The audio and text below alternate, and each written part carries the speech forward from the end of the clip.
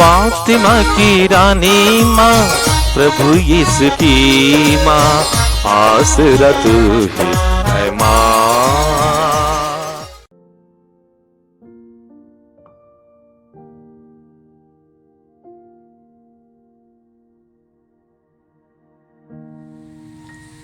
पहला पाठ नबी इसायास का ग्रंथ, अध्याय 65, पद संख्याएं 17 से 21 तक। मैं एक नए आकाश और एक नई पृथ्वी की सृष्टि करूंगा। पुरानी बातें भुला दी जाएंगी, उन्हें कोई याद नहीं करेगा। मेरी उस सृष्टि में सदा आनंद और उल्लास रहेगा। मैं यरूशलेम को आनंदित और उसकी प्रजा को उल्लसित करूंगा। तब यरूशलेम मुझे आनंद प्रदान करेगा और मेरी प्रजा मेरे उल्लास का कारण बनेगी। उसमें फिर ना तो रुदन सुनाई देगा और ना विलाप। वहां ना तो कोई ऐसा शिशु मिलेगा जो थोड़े ही दिनों तक जीवित रहे, और ना कोई ऐसा वृद्ध जो अपने दिन पूरे ना कर पाए। हर युवक 100 वर्ष तक जीवित रहेगा। जो उस उम्र तक नहीं पहुंचता वह शापित माना जाएगा। वे घर बनाएंगे और उनमें निवास करेंगे। वे दाख बारियां लगाएंगे और उनके फल खाएंगे। यह प्रभु की वाणी है। ईश्वर को धन्यवाद। भजन अनुवाक्य। हे प्रभु, मैं तेरी स्तुति करूंगा, तूने मेरा उद्धार किया। हे प्रभु, मैं तेरी स्तुति करूंगा, तूने मेरा उद्धार किया। हे प्रभु, मैं तेरी स्तुति करूंगा, तूने मेरा उद्धार किया। तूने मेरे शत्रुओं को मुझ पर हंसने नहीं दिया। हे प्रभु, तूने मेरी आत्मा को अधोलोक से निकाला। तूने मुझे मृत्यु से बचा लिया। अनुवाक्य। हे प्रभु, मैं तेरी स्तुति करूंगा, तूने मेरा उद्धार किया। हे प्रभु, मैं तेरी स्तुति करूंगा, तूने मेरा उद्धार किया। प्रभु के भक्त उसके आदर में गीत गाएं और उसके पवित्र नाम की महिमा करें। उसका क्रोध क्षण भर का है, किंतु उसकी कृपा जीवन भर बनी रहती है। संध्या को भले ही रोना पड़े, किंतु प्रातः काल आनंद ही आनंद होता है। अनुवाक्य। हे प्रभु, मैं तेरी स्तुति करूंगा, तूने मेरा उद्धार किया। हे प्रभु, मैं तेरी स्तुति करूंगा, तूने मेरा उद्धार किया। हे प्रभु, मेरी सुन, मुझ पर दया कर। हे प्रभु, मेरी सहायता कर। तूने मेरा शोक आनंद में बदल दिया। हे प्रभु मेरे ईश्वर, मैं अनंत काल तक तेरी स्तुति करता रहूंगा। अनुवाक्य। हे प्रभु, मैं तेरी स्तुति करूंगा, तूने मेरा उद्धार किया।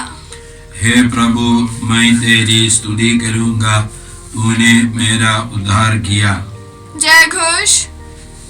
भलाई करो और बुराई से बचते रहो, तुम जीवन प्राप्त करोगे और प्रभु तुम्हारे साथ होगा। प्रभु आप लोगों के साथ हो और आपकी आत्मा के साथ। संत योहन के अनुसार पवित्र सुसमाचार। हे प्रभु, तेरी महिमा हो। अध्याय 4 पद संख्याएं 43 से 54 तक। यीशु समारिया से होकर गलीलिया गए। यीशु ने स्वयं यह कहा था कि अपने देश में नबी का आदर नहीं होता।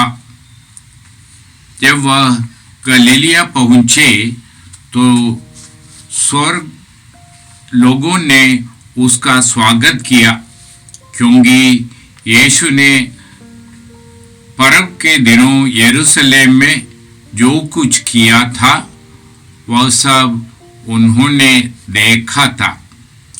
पर्व के लिए वे भी वहां गए थे। यह फिर गलीलिया के काना नगर आए, जहां उन्होंने पानी को अंगूरी बना दिया था। कफरनाहुम में राज्य के किसी पदाधिकारी का पुत्र बीमार था। जब उस पदाधिकारी ने सुना कि यीशु यहूदिया से गलीलिया आ गए हैं, तो वह उनके पास आया। उसने उनसे निवेदन किया कि वह चलकर उसके पुत्र को चंगा कर दे, क्योंकि वह मरने को था। यीशु ने उनसे कहा, आप लोग चिन्ह तथा चमत्कार देखे बिना विश्वास ही नहीं करेंगे। इस पर पदाधिकारी ने उनसे कहा, महोदय, कृपया चलिए, कहीं मेरा पुत्र न मर जाए। यीशु ने उत्तर दिया, जाइए, आपका पुत्र अच्छा हो गया है। वह मनुष्य यीशु के वचन पर विश्वास कर चला गया। वह रास्ते में ही था कि उनके नौकर उनसे मिल गया और उनसे कहने लगे, आपका पुत्र अच्छा हो गया है। उसने उससे पूछा कि वह किस समय अच्छा हो गया था। उन्होंने कहा कि कल दिन के 1 बजे उसका बुखार उतर गया। तब पिता समझ गए कि ठीक उसी समय यीशु उनसे कहा था, आपका पुत्र अच्छा हो गया है, और उसने अपने सारे परिवार के साथ विश्वास किया।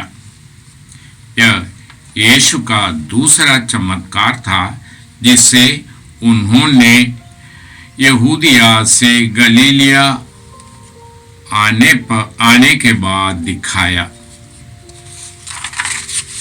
यह प्रभु का पवित्र सुसमाचार हैं। हे क्रिस्त, तेरी स्तुति हो। प्रिय भाई बंधुओं, मत्ती, मार्कुस और लूकस के सुसमाचार बराबर एक दूसरे से मिलते जुलते हैं और अलग अलग उद्देश्य से लिखे गए थे। योहन का सुसमाचार ग्रीक या यूनानी भाषा में समस्त संसार के यूनानी भाषा समझने वाले लोगों के लिए ईश्वर का संदेश को प्रकट करते हुए लिखा गया। और हम पूरे योहन के सुसमाचार में यीशु के जीवन की अद्भुत और चमत्कारी घटनाओं को बहुत बारीकी तरह से चुनकर इन्हें गुने चमत्कारों को केवल उल्लेख करते हुए पाते हैं। एक एक चमत्कार इसलिए बड़ी महत्व रखते हैं, यीशु के जीवन के एक एक पहलू को प्रकट करते हैं और संसार भर के लोगों के लिए यीशु को समझने, अपनाने, यीशु को पर विश्वास करने के लिए, मदद करने के लिए लिखा गया। आज हम देखते हैं राज्य के पदाधिकारी सुनते हैं। याद रखें, यहूदी लोग अभी रोमन राज्य के अधीन रहे और सारे पदाधिकारी रोमी थे, यहूदी नहीं थे। वह रोमी पदाधिकारी सुनते हैं कि यीशु यरूशलेम से गलीलिया अपने यहाँ आए हैं,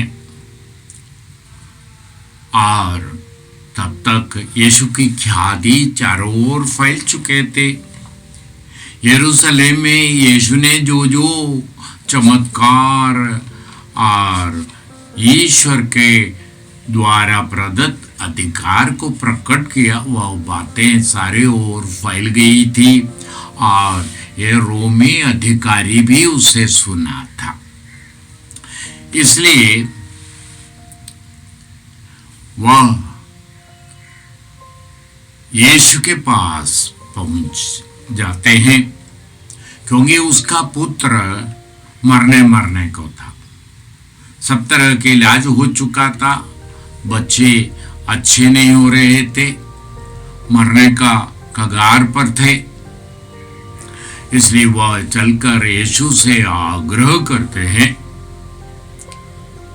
कि वह उनके साथ चले, बच्चे पर हाथ रख करके प्रार्थना करें कि वह बच्चा चंगे हो जाए।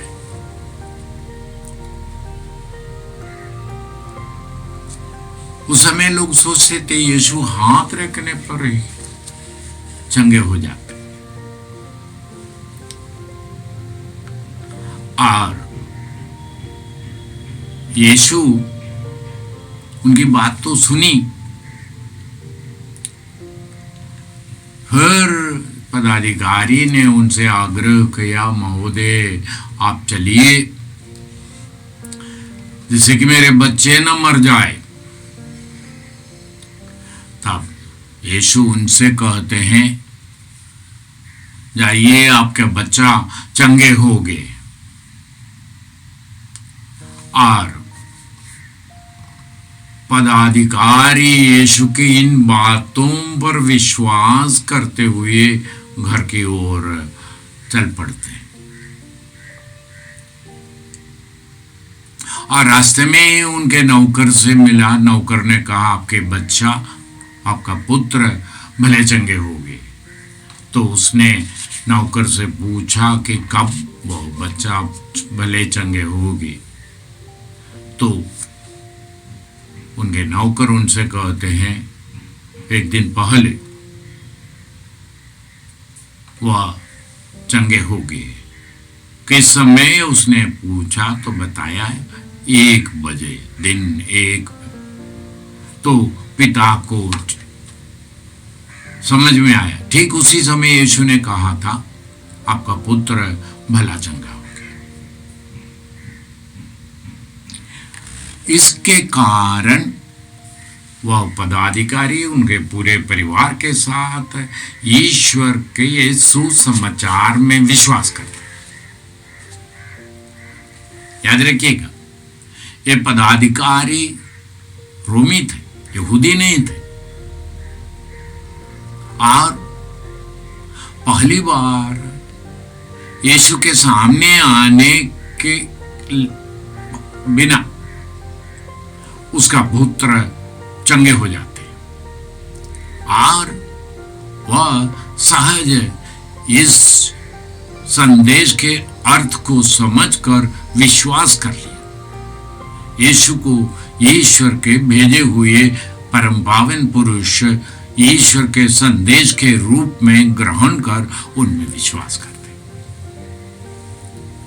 यहूदी लोगों को ईश्वर ने कई पीढ़ियों से तैयार किया था, परंतु आज के सुसमाचार के पहले जो कहा था, नबी का आदर अपने गांव, अपने कुटुंब, अपने लोगों के बीच में नहीं होता। यहूदी लोग इसे स्वीकार करने में कठिनाई अनुभव कर रहे थे, परंतु ये गैर यहूदी उस अर्थ को मेरे बच्चे के सरलता के साथ स्वीकार करते हुए उनमें विश्वास कर बैठते। योहन इसलिए इस घटना को प्रस्तुत करते कि बच्चों जैसे विश्वास करने वाले लोग ईश राज्य में सहज प्रवेश करेंगे। ईश्वर पक्षपात किए बिना सबके लिए अपने शुभ संदेश सुनाते हैं। यीशु सब वंश के, सब जाति के, सब प्रथा के लोगों के लिए ईश्वर का शुभ संदेश है। और विश्वास करने वाले ईश्वर के कृपा पात्र बन जाते हैं। और यीशु न केवल गए यहूदियों के लिए सुसमाचार बनकर के आया, परंतु यीशु सब राष्ट्रों के लिए, सब जाति के लोगों के लिए पक्षपात किए बिना वह शुभ संदेश लेकर आए हैं। और जितनों ने उसे अपनाया, जिनको भी उनमें विश्वास करने में आनाकानी करने की जरूरत नहीं पड़ा, वे ईश्वर के कृपा पात्र बनते हैं। तो ये घटना, ये चमत्कार चुन करके योहन प्रस्तुत करते हैं और उसके द्वारा योहन ये बात बताते हैं, यीशु सबों के लिए मुक्ति का रहस्य बनकर आए। जिस भांति देवदूतों ने गडेरियों से कहा, आज मैं सब लोगों के लिए बड़े आनंद का शुभ संदेश सुनाता हूं। बेथलहेम के गौशाले में मसीह, प्रभु मसीह का जन्म हुआ है, ईश्वर का जन्म हुआ है। ईश्वर के वह दूध का संदेश हुआ है जो मानव को ईश्वर से मेल कराएंगे। वो मसीहा बन करके आए हैं और ये मसीहा सबों को, मानव को, सब मानव को ईश्वर के पुत्र पुत्रियां बनने के दर्जा प्रदान करने के लिए आए हैं। उनकी शिक्षाओं को सुनना, उनके जीवन को अपनाना, उनके जीवन की घटना के द्वारा यह शुभ संदेश पूर्ण होते।